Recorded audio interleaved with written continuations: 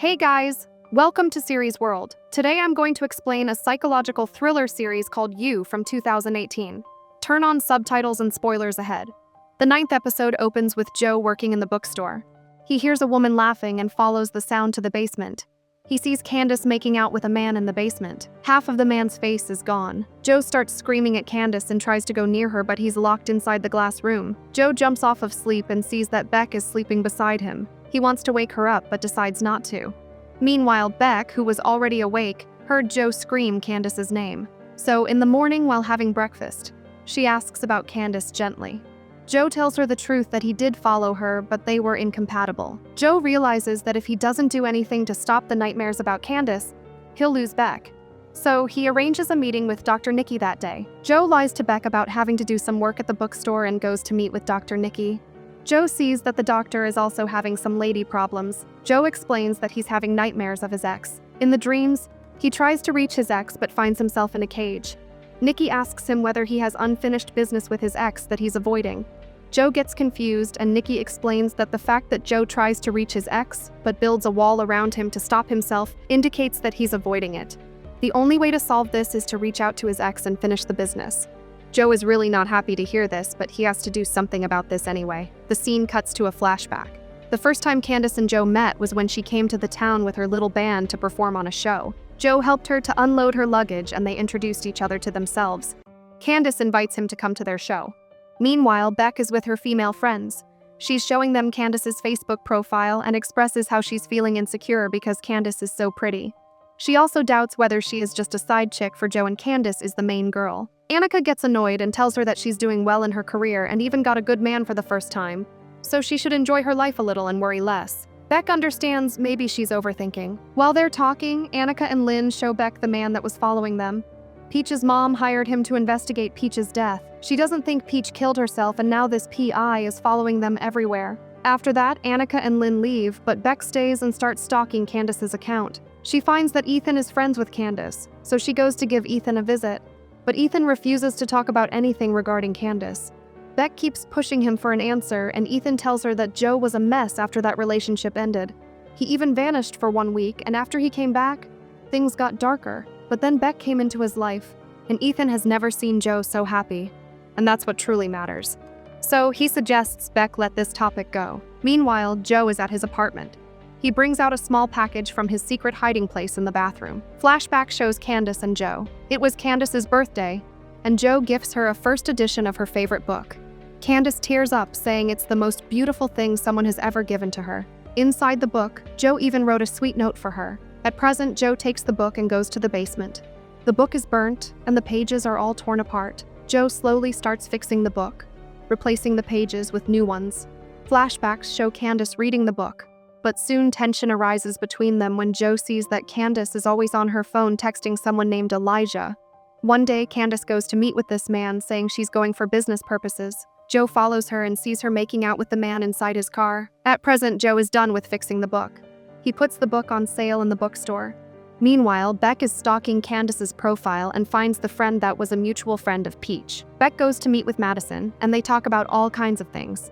Slowly, Beck asks about Candace, and Madison tells her that it was a long time ago. But Madison can't give her any new information except the fact that Candace cheated on Joe with a man who signed her under his label.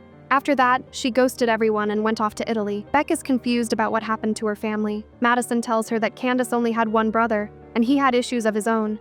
He has crazy theories like Candace is dead. After coming back, Beck sits on her laptop and starts stalking Candace's profile again.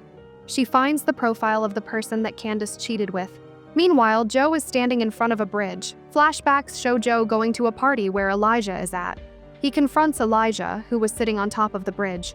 Elijah tells him that he didn't know that Candace was in a relationship and she never mentioned Joe. Elijah tells him to forget her, and that's how these girls are. Joe starts leaving when Elijah starts bad-mouthing Candace. Furious, Joe turns around and pushes Elijah off the bridge, killing him. At present, Joe takes the love note that he wrote on top of the book and burns it under the bridge.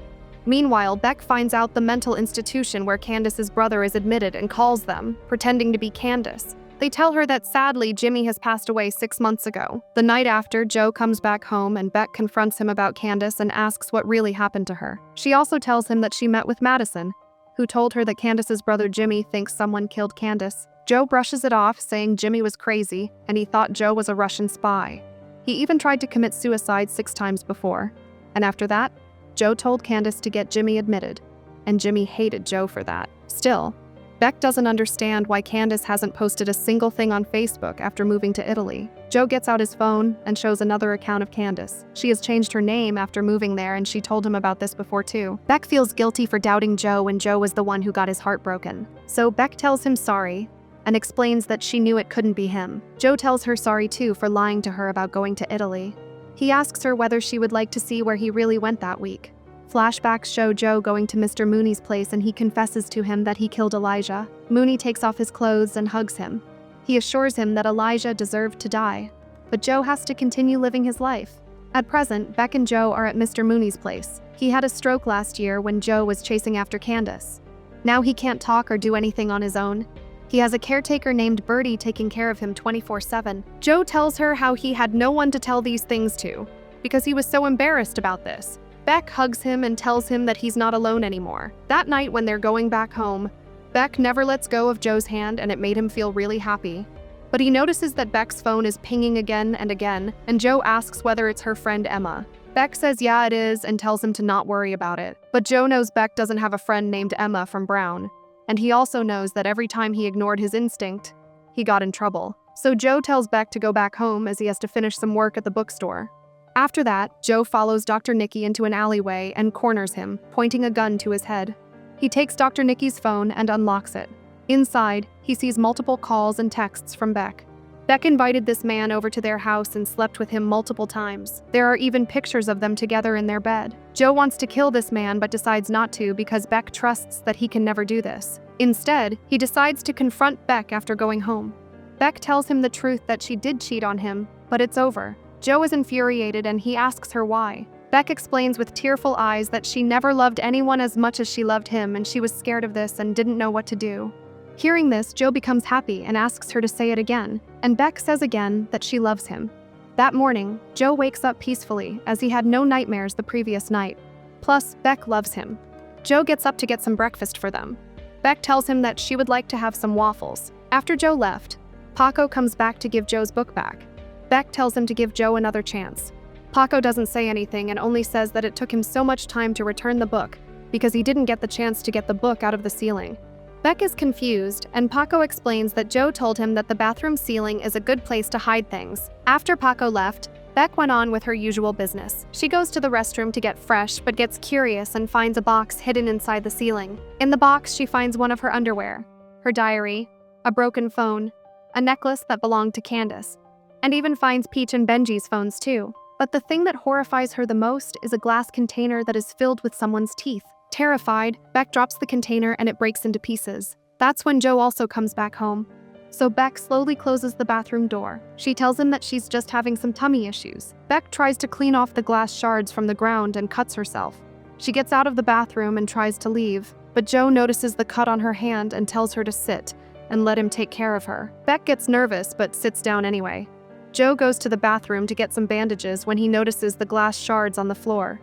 He also notices the teeth scattered on the floor. Beck tries to leave while Joe is busy, but Joe comes back and bonks her on the head, making her unconscious. Flashback shows Candace trying to leave Joe, but Joe stops her and starts becoming aggressive. Candace tells him that she doesn't love him and even tears the book apart and throws the pages at his face. At present, Beck regains consciousness. She finds herself locked in the glass room. She screams for Joe, and Joe is just watching her from a distance. That's how today's episode ends. To watch more explanations of these kinds of series, click on the videos on your screen.